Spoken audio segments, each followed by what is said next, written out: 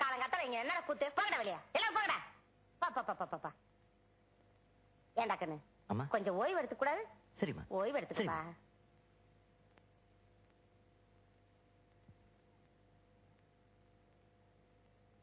சிஷியா ஒரு பீடி கொடு.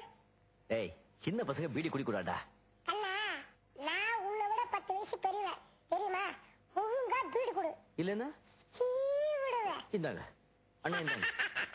Very good.